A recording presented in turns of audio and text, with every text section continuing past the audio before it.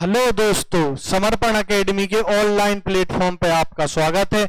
मैं विवेक जैन आपके सामने प्रस्तुति लेके आया हूं सौर मंडल के एक ग्रह के बारे में। कौन सा ग्रह? प्रथम ग्रह। प्रथम ग्रह कौन सा है? बुध ग्रह। ये अपना बुध ग्रह। अब अपन सबसे पहले यह समझते हैं कि ग्रह बने कैसे, क्या होता है। आपने कभी गुब्बारे में हवा भरी है? क्या होता है जब अपन गुब्बारे में हवा भरते हैं तो एक समय बाद अगर उसमें अति हवा भर जाए तो क्या होता है? गुब्बारा फट जाता है। उसी प्रकार जो हमारा ये ब्रह्मांड आज हमें दिखाई दे रहा है उसके साथ क्या हुआ था? वो एक परमाणु में था। जब उसमें अति सघनता हुई तो उसमें एक ब्लास्ट हुआ जिससे हमारे ग्रह, उपग्रह, आकाशगंगा, सुपर क्लस्टर इत्यादियों का निर्माण हुआ है। किसके? बिग बैंग थ्योरी से। ठीक है, अब अपन बिग बैंग थ्योरी लेंगे लेकिन इसको लेंगे सौरमंडल के आगे। चलो अपन समझते हैं अब सौरमंडल के प्रथम ग्रह के बारे में। प्रथम ग्रह से अपन समझेंगे लेकिन उसके पहले हम आपको ये बताएंगे कि सौरमंडल में ग्रह की संख्या कितनी है। तो सौरमंडल में ग्रह की संख्या 8 है। कौन कौन सी? बुध, शुक्र, पृथ्वी, मंगल, बृहस्पति, शनि, अरुण, वरुण। अब आप सोचते होंगे कि एक और तो था ग्रह, वो कौन सा था? यम था। लेकिन अब वो ग्रहों की श्रेणी से हटा दिया गया है। जब हम यम पे आएंगे तो इसके बारे में चर्चा करेंगे। अभी आपको बस इतना याद रखना है कि ग्रह की संख्या कितनी है। ग्रह की संख्या है 8। कौन कौन सी? बुध, शुक्र, पृथ्वी, मंगल, बृहस्पति, शनि, अरुण, वरुण। ठीक है, अब अपन आते हैं नेक्स्ट पेज पे। अब क्या होता है कि अगर अपन को बुध को समझना है तो उसको ऊपर से लेकर नीचे तक समझना पड़ेगा। अब क्या होता है, आप जैसे मार्केट जाते हो तरबूज खरीदने तो आप इससे क्या बोलते हो कि मुझे तरबूज टेस्ट करने को दो, फिर हम देखेंगे अगर तरबूज मीठा होगा तो हम लेंगे। तो वो क्या करता है, वो पूरा काट के देता है, तरबूज की थोड़ा सा हिस्सा निकाल के देता है। वही हिस्सा हमने बुध ग्रह का छोटा सा निकाल के लिया है। कैसे? इसको अपन जैसे ये बुध ग्रह है तो इसका ये छोटा सा भाग अपन ने इस प्रकार से निकाल लिया है। ठीक है, इसका ऊपर भाग को अपन कहते हैं क्रस्ट, सेकंड भाग को कहते हैं मेंटल, थर्ड भाग को कहते हैं कोर। ये ऊपर है crust, mental, core. Crust, mental, core. ठीक है, बुध ग्रह की संरचना को अपन 3 भाग में बांटते हैं। आंतरिक संरचना को क्या है वो? Crust, mental, core. Crust, mental, core. ठीक है, अब क्या होता है, बुध ग्रह को जो कि लोहे और पत्थर से बना हुआ है वह ग्रह के 85% त्रिज्या में फैला हुआ है, जहां पृथ्वी के उसकी कोर सिर्फ 55% ही है। क्या होता है, जो कोर होता है वो अपने यानी भीतर का हिस्सा, ये हो गई अपनी क्रस्ट, ये हो गया मेंटल, ये हो गया कोर। अब इसमें क्या बता रहे हैं? इसमें ये बता रहे हैं कि बुध का जो कोर का भाग है वो 85% है और पृथ्वी का कोर का भाग कितने परसेंट है? तो पृथ्वी के कोर का भाग है केवल 55%। अब इसमें कोर का इतना ज्यादा भाग है तो इसमें गुरुत्वाकर्षण भी ज्यादा लगेगा। क्या है कि कोर में क्या रहता है, कोर में अपने लोहे और पत्थर के पदार्थ रहते हैं जिससे गुरुत्वाकर्षण इसमें के अंदर की ओर ज्यादा लगता है। ठीक है, अब क्या है, इसके आगे अपन को यही लिखा है, इसमें इतने बड़े कोर की वजह से ग्रह का गुरुत्वाकर्षण बल ग्रह की तुलना में बढ़ जाता है।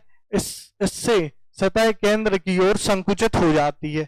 अब क्या होता है कि जैसे आपने देखा होगा कि अगर कोई चीज अगर अपन बाजू से उसको दबाएंगे, जैसे एक बॉल है, अपन बॉल को साइड साइड से दबाएंगे तो बॉल क्या होगी? संकुचित होगी। अब बुध ग्रह के साथ क्या है? बुध ग्रह के साथ ये है कि इसका कोर में अति भाग है, 80% भाग, 85% भाग इसमें कोर का है। तो अब ये कोर क्या करता है? कोर इसको गुरुत्वाकर्षण के बल से खींचता है।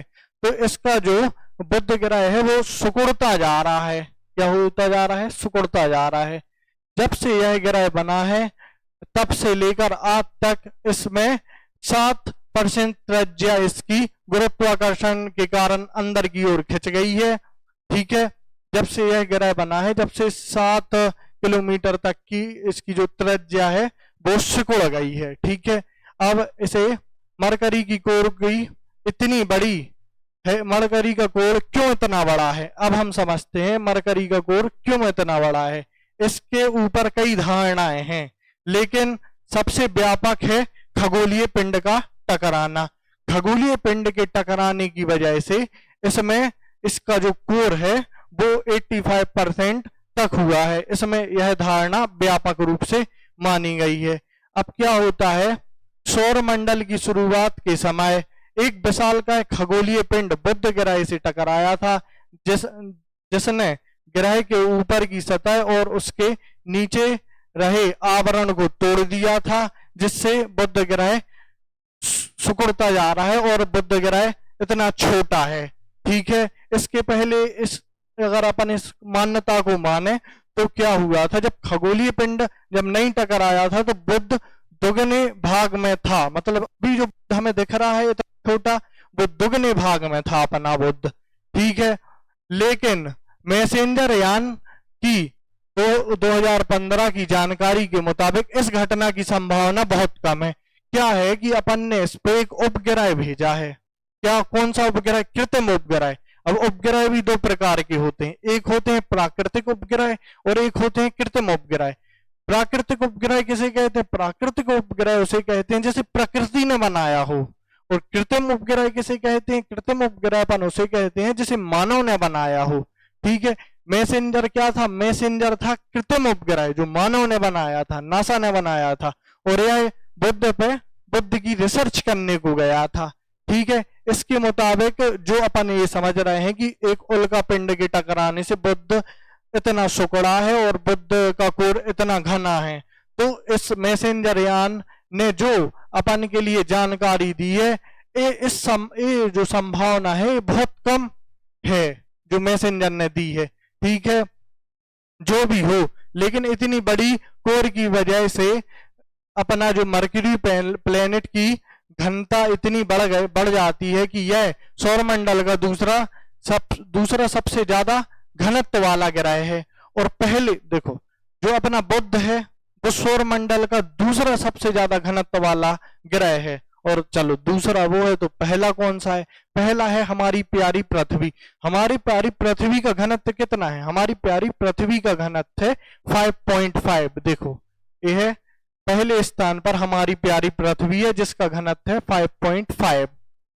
ठीक है, बुध ग्रह की इसी विशालता कोर के ऊपर सिलिकेट का आवरण बना हुआ है। ठीक है, अब अपन आते हैं इसकी अगले पेज पे। इस आवरण के ऊपर मरकरी की परपटी बनी हुई है जो कि 35 किलोमीटर पतली है। ठीक है, अब क्या है कि जो जैसे अपनी पृथ्वी के पास चांद है, बुध के पास कोई भी चांद नहीं है। क्यों नहीं है? और चांद क्यों नहीं है? और दूसरी बात, पृथ्वी के पास चांद क्यों है, इसके पास चांद क्यों नहीं है? क्या होता है कि हम आपको इमेज देखो, जैसे ये सूर्य है, सूर्य है, इसके पास में कौन सा ग्रह है? बुध। ठीक है, अब बुध ग्रह है तो ये बहुत विशालकाय है अपना सूर्य। ठीक है, सूर्य विशालकाय है, बुध छोटा है। अब क्या होता है, उपग्रह के केस में ये होता है, उपग्रह ग्रह से छोटा रहता है।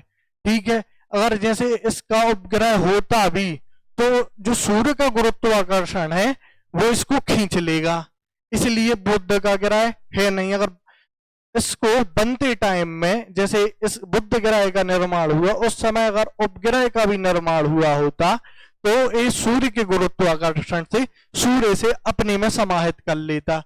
इतना आपको समझ में आया? बुध ग्रह के पास कोई चांद नहीं है। माना जाता है कि जब यह ग्रह बना था तब आसपास का सारा पदार्थ ग्रह के निर्माण में ही चला गया था, जिससे किसी उपग्रह को बनाने के लिए कुछ बचा ही नहीं।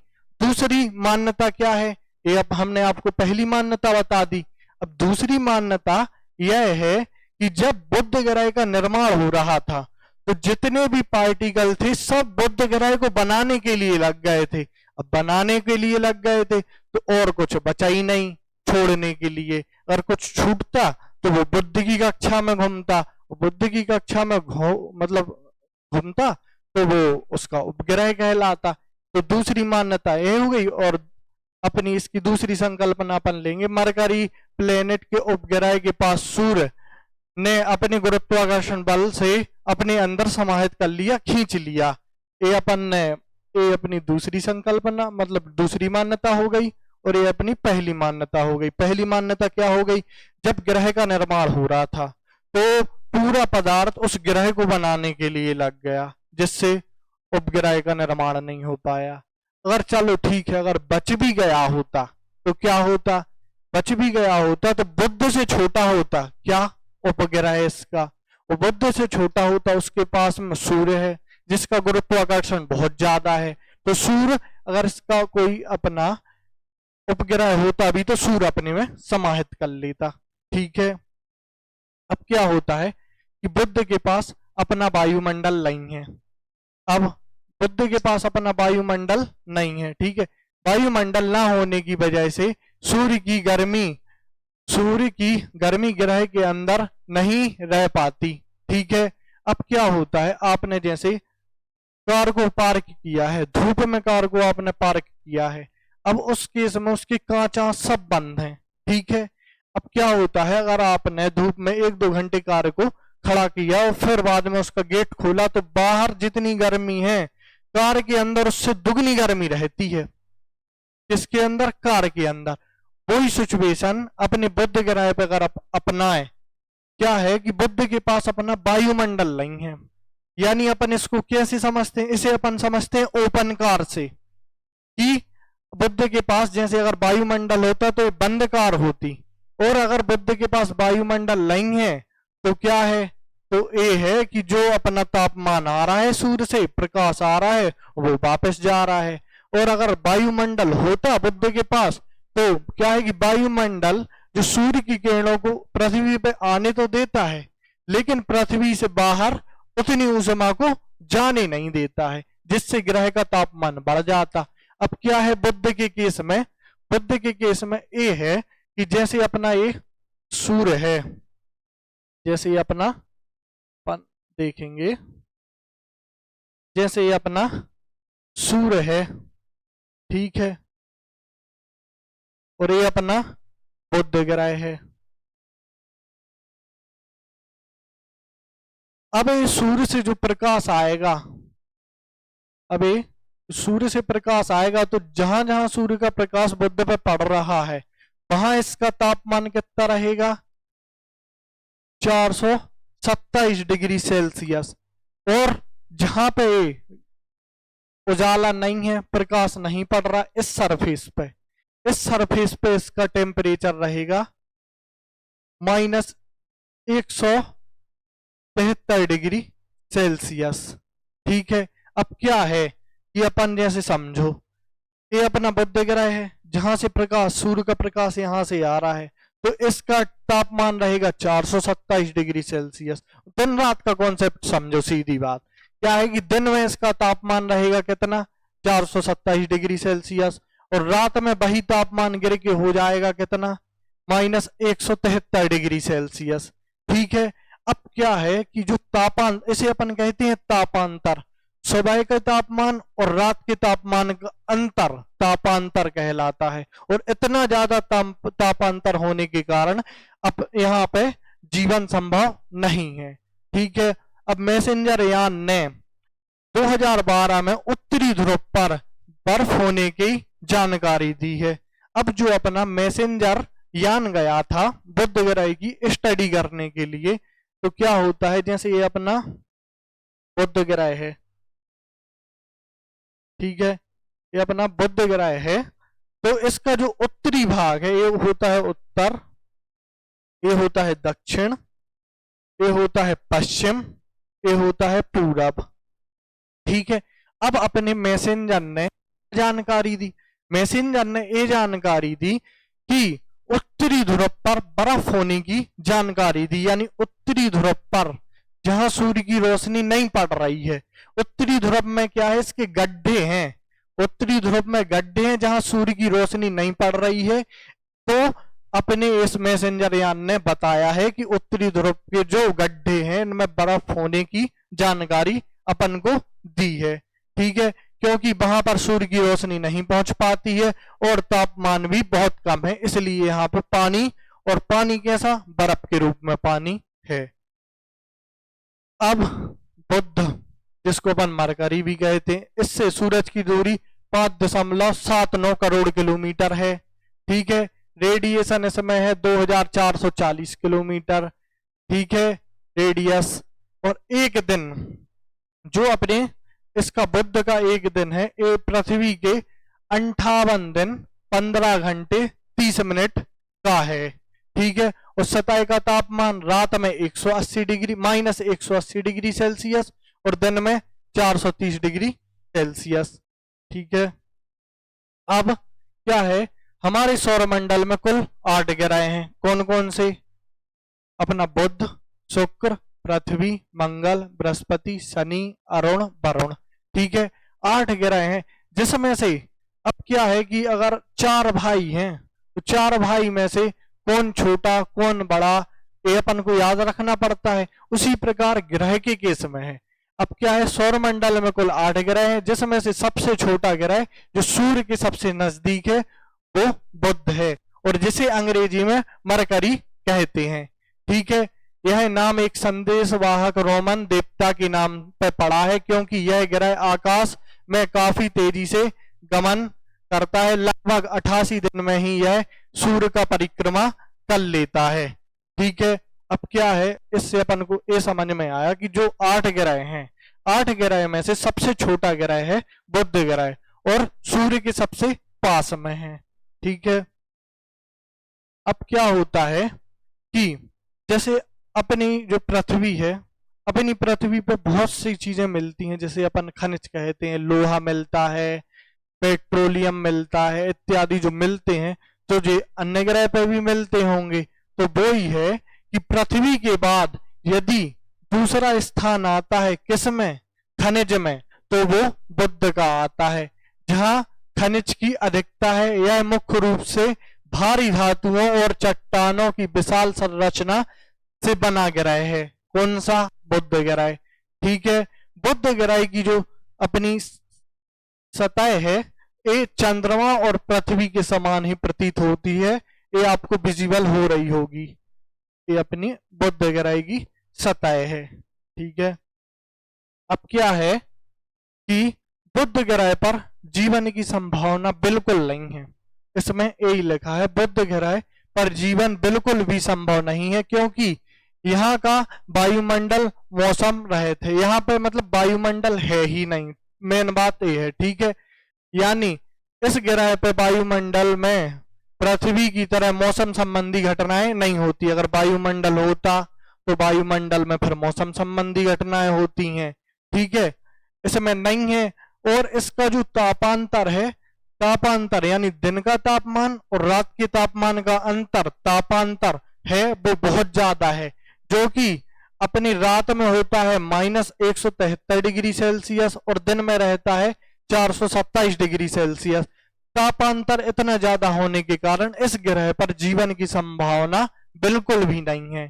ठीक है, अब क्या है कि बुध ग्रह की सतह के नीचे पृथ्वी की सतह की तरह ही टेक्टोनिक प्लेट्स सक्रिय हैं, जिसके कारण इस ग्रह पर भी भूकंपीय घटनाएं होती रहती हैं। यहाँ की सतह पर कुछ प्राचीन लावा क्षेत्र की उपस्थिति से यह पता चला है। अतीत में बुध पर ज्वालामुखी गतिविधियां होती रही हैं। अब यहाँ पे क्या है कि ये एक नया शब्द आया है, टेक्टोनिक प्लेट्स। क्या है, इसके लिए हम आपके लिए 2 मिनट समझाते हैं। इस अक्षर के लिए क्या होता है, जो अपनी ये पृथ्वी है, तो अपनी ये पृथ्वी आज जो वर्तमान में जैसी दिख रही है, ये भूतकाल में भी ऐसी ही थी, तो भूतकाल में ऐसी नहीं थी। तो क्या था, पृथ्वी पे कुछ इस प्रकार की संरचना थी। इसको अपन स्थल भाग को कहते थे पेंजिया, और जो तरल भाग है, समुद्री भाग, इसे अपन कहते थे पेंथिलासा। ठीक है, इसे अपन पेंथिलासा कहते थे। अब क्या है, ए डैमेज हुआ, पेंजिया, पेंजिया डैमेज हुआ, तो पेंजिया डैमेज होके इसने बनाया ऊपर वाले भाग को अंगारा लैंड और नीचे वाले भाग को गोंडवाना लैंड। और फिर अंगारा लैंड और गोंडवाना लैंड भी आपस में अलग अलग हुए। ठीक है, अब ये अलग अलग हो रहे हैं तो अपन ने इनको क्या कहा है, प्लेट। यानी अगर हम जिस इसमें रह रहे हैं महाद्वीप पे, तो ये है अपनी यूरेशिया प्लेट। ठीक है, यानी एशिया और यूरोप, और इंडो ऑस्ट्रेलियन प्लेट। अपन जिससे टूटे हैं, अपन टूटे हैं इंडो ऑस्ट्रेलियन प्लेट से। तो यही है, इसमें प्लेट टेक्टोनिक गतिविधियां होती रहती हैं। अब क्या होता है, जैसे एक प्लेट मूवमेंट कर रही है, जैसे एक प्लेट दूसरे प्लेट से इधर उधर जा रही है, तो क्या होता है कि भूकंप आते हैं। तो इसमें क्या है कि बुध पे प्लेट टेक्टोनिक जो विधियां मतलब ये हैं, ये सक्रिय रूप से हैं, तो इस पे भूकंप इत्यादि की घटनाएं देखने को मिलती हैं। और इस जो अपने मैसेंजर गया था, उसने ये अपनी ज्वालामुखी जो कि बुध पर है उसकी इमेज भी लेके अपन को दी थी। यानी अपन ये मान सकते हैं कि बुध ग्रह पे भूकंप भी आते थे और ज्वालामुखी भी आते हैं। ठीक है, अब क्या है कि बुध ग्रह को सुबह या शाम का तारा भी कहते हैं। क्या है, ये सूर्योदय के टाइम पे और सूर्यास्त के टाइम पर अपन को बुध ग्रह अपनी नंगी आंखों से दिखता है। मतलब इसके लिए कोई भी टेक्नोलॉजी की जरूरत नहीं पड़ती हमारे लिए देखने के लिए। ठीक है, तो यह हमें सूर्योदय के ठीक पहले और सूर्यास्त के ठीक बाद आसमान में दिखाई देता है। ठीक है, और यह ग्रह सौरमंडल के उन 5 ग्रहों में से एक है जो आसमान में नग्न आंखों से अपन देख सकते हैं। किस किस ग्रह को देख सकते हैं, एक अपन बुध को देख सकते हैं, बुध के अलावा किस किस को देख सकते हैं, शुक्र को देख सकते हैं, मंगल को देख सकते हैं, बृहस्पति को देख सकते हैं और शनि को देख सकते हैं। इससे अपन अपनी नग्न आंखों से इसको देख सकते हैं। ठीक है, इसका क्या है कि इसका कोर का जो अपना घनत्व है अति है, और अति घनत्व होने के कारण जो गुरुत्वाकर्षण का बल लगता है इसी में इसको सिकोड़ते जा रहा है। ठीक है, अब क्या है कि बुध ग्रह की सतह पर बड़े बड़े गड्ढे हैं। अब हमने इसके पहले आपको बताया था जो उत्तरी ध्रुव है उसमें जो गड्ढे हैं उसमें बर्फ होने की शंका बताई है अपने किसने, मैसेंजर ने, जो मैसेंजर सैटेलाइट गई थी। तो इसमें गड्ढे कैसे बने? अब बोलोगे कि कोई मजदूर गया होगा उसने गड्ढे कर दिए होंगे, या कोई जेसीबी गई होगी तो उसने गड्ढे कर दिए होंगे। तो ऐसा नहीं होता है। क्या होता है कि जो अपना बुध ग्रह है, बुध ग्रह पर वायुमंडल नहीं है। अब बुध ग्रह पर वायुमंडल नहीं है तो क्या है कि जो उल्का आते हैं बाहर से, उल्का पिंड, अब वायुमंडल होता तो वो उसी में जला देता। अब वायुमंडल नहीं है तो ये बुध ग्रह से जो उल्का पिंड आके टकराते हैं तो यहाँ पे गड्ढे बन जाते हैं।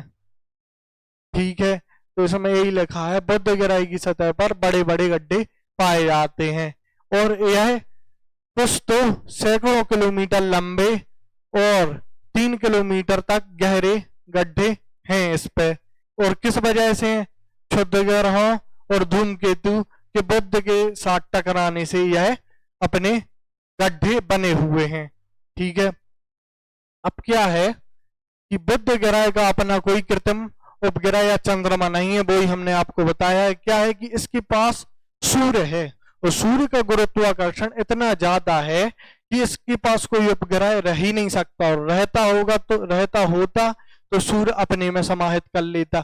और क्या है दूसरी जो अपनी धारणा मतलब जो अपनी पता चली है, इसमें यह बताया है कि जो अपना बुध जब बन रहा था तो पूरे पार्टिकल उस ग्रह ही को बनाने में लग गए थे, जिससे उपग्रह का कोई इसमें कॉन्सेप्ट ही नहीं है। ठीक है, अब क्या होता है कि अपन ने जैसे चांद के लिए स्टडी के लिए चंद्रयान भेजा, अन्य देशों ने अन्य अन्य ग्रह भेजे। अब क्या है कि बुध पे जो कृत्रिम उपग्रह रहते हैं वो बहुत ही सीमित देशों ने भेजे हैं। अगर अपन नासा को ले लें तो नासा ने 2 भेजे हैं। क्या होता है इसमें यह रहता है कि पास में सूर्य है, अगर कोई अपन सैटेलाइट भेज रहे हैं तो सैटेलाइट सूर्य अपने में समाहित कर लेगा, पहली टेंशन। दूसरी टेंशन क्या है कि यहाँ इतना अधिक तापमान है, क्या है कि ये सूर्य के बिल्कुल समीप है, तो यहाँ इतना अधिक तापमान है कि इसमें टेक्नोलॉजी की बहुत ज्यादा जरूरत पड़ेगी और बहुत ज्यादा फ्यूल की जरूरत पड़ेगी। फ्यूल की जरूरत क्यों पड़ेगी? फ्यूल की जरूरत इसलिए पड़ेगी क्योंकि अगर ये अपन को सूर्य अपनी सैटेलाइट को अंदर समाहित कर रहा है तो अपन को उसको बचने के लिए इसके लिए फ्यूल की अधिक जरूरत पड़ेगी। ठीक है, मेरिनियन 10 अंतरिक्ष यान जो कि मरकरी की खोज मतलब मरकरी पे स्टडी करने के लिए गया था। ठीक है, अब क्या होता है, इसके बाद साल 2018 के दौरान मैसेंजर यान ऐसा पहला यान बना जिसने मरकरी प्लेटनो की परिक्रमा की हो, यानी इसमें ए है प्लेटो की परिक्रमा की हो। अब क्या है कि जो इसके पहले ये सोचो कि अपना नासा कितना पुराना है और इसने जाके 2008 में मरकरी प्लेनेट की परिक्रमा की है। किसके थ्रू? मैसेंजर यान के थ्रू। ठीक है, मैसेंजर यान ने इत्यादि सभी जानकारी दी है जो हमने आपको बताया है। उत्तरी ध्रुव पे गड्ढे हैं जिनमें बर्फ होने की आशंका है और बुध ग्रह पर मैसेंजर ने यह बताया है कि इस पर जीवन संभव नहीं है। अगर आप इस पर जीवन संभव बनाने के लिए इसकी रेडिएशन से अगर जाओगे तो इसकी रेडिएशन से मर जाओगे, और रेडिएशन नहीं रही तो फिर ऑक्सीजन कहाँ से लाओगे? तो ऑक्सीजन पे भी इस पर नहीं है। अगर ऑक्सीजन की भी अगर आप व्यवस्था कर लो, अगर ऑक्सीजन की भी अगर आप इस पे व्यवस्था कर लो तो पानी कहाँ से लाओगे? और क्या है कि दिन का और रात का तापमान, दिन में पानी बाष्प बन के उड़ जाएगा और रात में पानी जम जाएगा। ठीक है, अब इसका क्या है कि मरकरी प्लेनेट पर अगला मिशन 2025 में होने जा रहा है जिसका नाम कोलंबो है। ठीक है, ये अपना एक मिशन है जो कि बुध की स्टडी के लिए जा रहा है। ठीक है, तो ये अब शॉर्ट नोट्स हैं इसके, जितनी हमने आपको बात बताई है इस शॉर्ट रूप में लिखी हुई है, इसको हम अपने ऐप पे डलवा देंगे। धन्यवाद, नमस्कार।